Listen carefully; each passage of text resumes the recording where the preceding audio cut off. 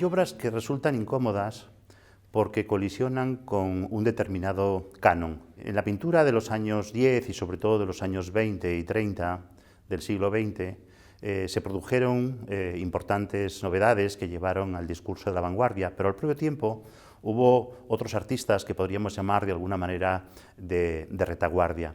Desde el momento en que se produjo ese triunfo de lo moderno, los artistas tradicionales quedaron ahí colocados en una especie de tierra de nadie. Ese es el caso de un artista de una gran calidad técnica que es Luis Huidobro, ¿no?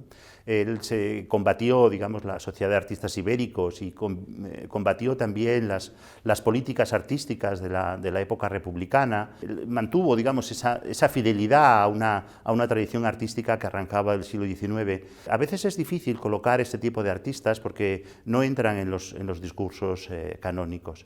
Por otra parte, esta obra también, en relación con esto que acabo de decir, también nos habla de una feminidad castiza que entronca con una tradición del siglo XIX, incluso anterior, del siglo XVIII, de Goya, ¿no? Que colisiona también con otro tipo de feminidad, que es la Eva moderna, ¿no? La mujer moderna, la mujer de Ko, la mujer de los grandes ilustradores, como Penagos o como tantos otros, ¿no?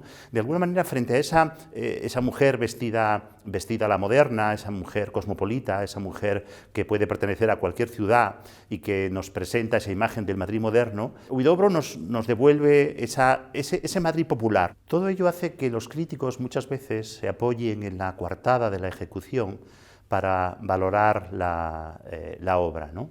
Ellos son conscientes, porque tienen sensibilidad hacia las nuevas corrientes artísticas, de que el arte de Huidobro tiene una dimensión anacrónica y una feminidad anacrónica, ¿no? Por eso a veces dicen, oye, que la mujer no es bonita, ¿no? Pero no importa, está bien hecha, ¿no? Es decir, se utiliza el aspecto técnico como algo que está au-dessus de la mêlée, ¿no? Por encima de las circunstancias y que justifica la valía del artista y de la obra.